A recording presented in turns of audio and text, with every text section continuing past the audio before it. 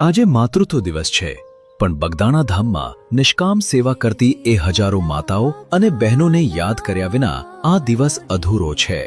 પૂજ્ય બજરંગદાસ બાપાને દીકરીઓ પ્રત્યે અખૂટ વહાલ હતો, અને આજે એ વહાલનું પરિણામ તો જુઓ.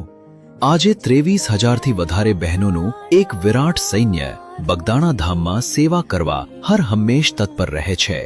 રોજ હજારો ભાવિકો અહીં પ્રસાદ લે છે, જેની પાછળ આ માવડીઓનો અતૂટ પ્રેમ અને પરસેવો છે. ભોજનશાળામાં ગરમાગરમ રોટલા ઘરવાના હોય, શાકભાજી સુધારવાના હોય, લારવા વારવાના હોય, વાસણ ઘસવાના હોય કે પછી આખા આશ્રમની સાફ સફાઈ કરવાની હોય, આશ્રમમાં ગમે તેટલું અનાજ આવે, આપણી આ બહેનો હસતા મુખે સાફ કરી નાખે છે. રાત્રિ રોકાણ કરતા યાત્રાળુઓને કોઈ તકલીફ ન પડે તે માટે આ જ બહેનો પોતાના હાથે મોટી સંખ્યામાં ગોદરા અને પથારીઓ તૈયાર કરે છે.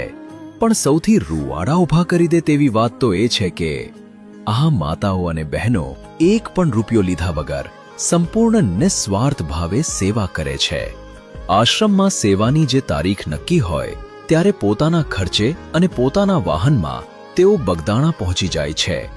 પારકા લોકોને પોતાના ગણીને આટલો પરસેવો વહાવવો, આનાથી મોટો વિશ્વાસ અને શ્રદ્ધા બીજી કઈ હોઈ શકે? એટલે જ તો મંજી દાદા ગર્વથી કહેતા કે આ સ્વયંસેવકો તો ગુરુ આશ્રમ બગદાણાનું સાચું ઘરેણું છે. આજે માતૃત્વ દિવસના પાવન અવસરે બગદાણા ધામને પોતાના ત્યાગ અને સેવાથી ઉજળું કરનારી પ્રત્યેક માતાઓ અને બહેનોને બગદાણા ધામ તરફથી શત શત નમન. બાપા સીતારામ.